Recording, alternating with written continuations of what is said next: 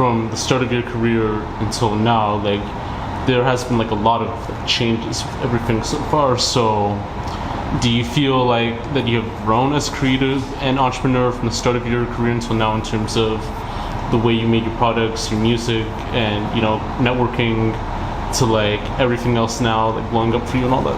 100, man. Like I think it's crazy to reflect on where I started to where I'm at now, and just to kind of like think about how much you can learn from being in this industry, because it's like you don't really know what it is until you're in it. You know what I'm saying?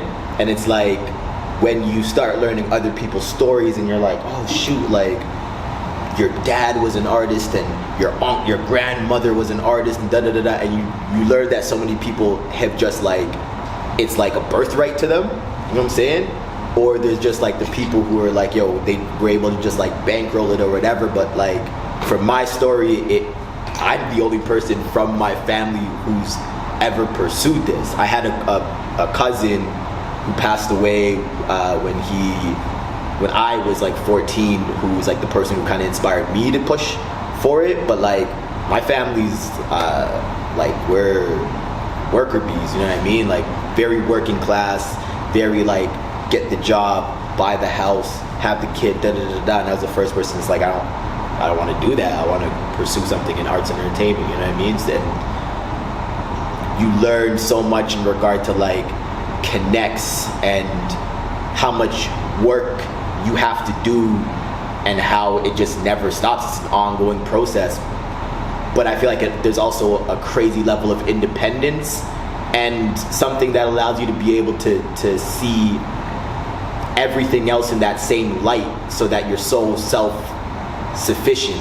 You know what I mean? Like, I don't know, music's really changed my life in a million ways that I can never really explain in a simple interview. It's gonna be something that kind of like plays out in a million interviews, but there's been a ton of growth, to answer your question. Yeah, for sure. And it's been evident from like the group's like first song from 2014 or like 2013 or like even stuff back in like the early 2010s when you guys were starting out, to even now with like this new single called like Lavish, with Charlie, with everyone else too, like on the song too. So shout out the gang, Charlie Noir, Scotty IV, Young Wolf, and Lavish, I saw the music video and it was like very unique in that sense too. Like it had like more of like a dark type vibe with the nightlife and everything else, mid like pandemic. So tell me more about that, and what was like the creative process for that song and the inspiration for it based on like the group's idea and such? So that song was a part of a bunch of songs that happened when we took, honestly, our first ever like writing retreat together as like a squad. To make a short question long, basically StayOutLate has gone through a bunch of different like identities or generations, you know what I mean? Like we've had a lot of members come and go, and there's been a lot of growing pains, but I feel like we within the last 2 years have picked up Charlie Noir and Young Wolf and kind of learned how things need to go to be able to continue to grow and progress to the places that we want to be.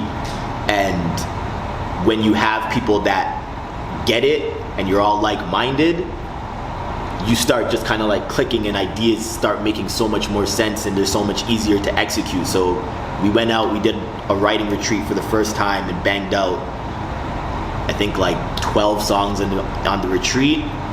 We came back, we got them like mixed, mastered, and then that became the project that we're dropping a little bit later this year called Fabergé. But Lavish was one of those songs, and it was just like, I don't know, it was just like an instant vibe, an instant feeling, and it kind of just progressed into the video. And the idea came from one of the managers on StayOutLate, Jay Parks, and Scotty IV, who kind of like came up with the treatment of it. But we've always been really dedicated to showing people what we feel Toronto is, you know what I mean? So that was kind of like the thing that we set out to do. I mean, but you see that in most of the videos that we do, like in one of my old songs, City Lights, we did the same thing where we set it up where it's just like you see the real Toronto, you know what I mean? You see the Drake hotels, you see, you know, Lakeshore, you see you know, the places that mans are chilling, the pizza spot, the that Hasty Market that no longer exists because of gentrification, but you see all that stuff, and I feel like that's something that is extremely valuable because I don't know, this came up recently when Drake dropped his like one of his most recent videos, what happened next or whatever. I think What's Next actually. Yeah, What's Next, and he's in Toronto and he's hitting like he's on the streetcar or the subway and he's like by Yonge and Dundas or whatever, and everybody's like he's the only person that's showing Toronto, and we're sitting back like, what? You know what I mean? Yeah. But I mean, all in due time. The more people that see it, the more people will realize what we're doing, you know? Yeah, no doubt. And you know, it's crazy how like that music video was made during a time like when the Toronto like nightlife scene is dead, and I think by the time like the mid-March 2020 happened, everything just came to like a certain end, you know, because you can't have clubs anymore, you can't have shows, you can't have everything like that, which kind of sort of like destroyed the nightlife scene, like with the hearts and lungs of it in that sense too. So do you feel that the pandemic has tarnished the heart and lungs of the entertainment and nightlife scene in Toronto? And like even like when the post-pandemic like starts, do you feel like it can make a comeback than ever? So I avoided this question, or I avoided saying this at the beginning of the interview. I was being just like, I don't know, it's weird, everybody feels a different way about like where we're at with the pandemic or whatever, but like last night I was at a rave. There was like 400 people at the fucking rave, and it was just in a park in the east of Toronto, you know what I mean? Yeah. And it was crazy because that question I feel like is what everybody's been asking, like, will shit be the same when things come back? And that experience to me by far says that like the nightlife is still here, you know, people still want it. Obviously, like there's a younger generation coming in there that are dying to party, and I feel like everybody's had so much time to grow that I feel like it's gonna be insane. I feel like it's gonna be 1,000 times doper than it was, and it's not gonna exist within the confines of what it was before. It's not only gonna be bars and clubs and venues that you see the illest shit happening. You're gonna see shit happening everywhere. You know what I mean? Like people don't care. It's like, yo, where's the party? What? Like, where's the performance? Oh, we're going to the park?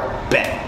Like, find the speakers, find the mic, let's get it. You know what I mean? And I feel like that's gonna be crazy. I feel like some of the illest artists, some of the illest parties, some of the illest shows, and some of the illest content ever is gonna come when we're back.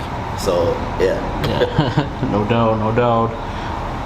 One thing that was actually like very crazy to me was how the formation of media has also changed too, with bloggers and podcasts and other people having the shine than like the traditional like media and all that. So like in terms of like seeing like very like unique radio stations that were popular back then, like Flow 93.5 and G98.7, you know, who were the staples at that time too.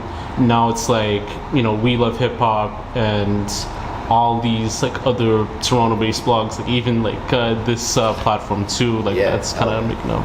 So like even like with digital like streaming platforms, you know, that are like Spotify and like SoundCloud and Apple Music, social media, non-broadcast media outlets being more of the current outlet for the rise in these artists' careers and brands. Do you feel that the radio and magazine era is coming to a certain end for being the traditional outlet for artists, or do you think that they could adapt like easily in like this modern world? I'm a huge fan of independent magazines, and I feel like that's been a conversation in the world of magazines for probably like the last decade. You know what I mean? Like our generation, I feel like, didn't really come up, other than like Vice, our generation didn't really come up with the same idea of what a magazine was as like our parents and shit. But I took a trip to the UK, and when I was there, I kind of like, you know, you go into a store to get like water or whatever, and you kind of like look at how they display the magazines or whatnot, and the content that's inside of it, and how much space they've given to magazines to exist in a space where it's almost more art than anything else, you know what I mean? And I think that's with the direction of where things like, more so magazines, less radio, but I feel like radio will also exist just for the fact that, like, again, it's a form of media that like is always going to give you something that you won't get from other places, you know what I mean? And I feel like that's the space that is going to be carved out for those platforms, you know what I mean, where people are going to be able to get these like very intimate and exclusive moments. So it's not going to be like a powerhouse, it's not going to be crazy, it's not going to be like everybody in the world knows about it. It's really going to be this like niche, but I feel like possibly beautiful thing that a lot of people are going to appreciate way more than they did before, you know what I mean? Yeah, no doubt. And with even like Zines too, like Zines are still like the biggest thing now, instant aspects too, like online blogs too, and you know, crazy, even like they're turning it into some magazines too as well, which is actually quite interesting. So it gives it more of like an outlet for others who might not have that access to, and then like even like independent like radio stations too. There's still some people listening to like college like radio as well, and hell yeah, even like Double XL, you know, people are still buying covers, you know, even for the Double XL freshman, everything like that. So hell yeah. I mean, like I think that's dope as well, because like when you look at things like the Double XL freshman, it's now a collector's item. People have it because it's like, yo, I want that framed in my house or whatever the case may be, yeah. And then yeah, it's dope. Hell.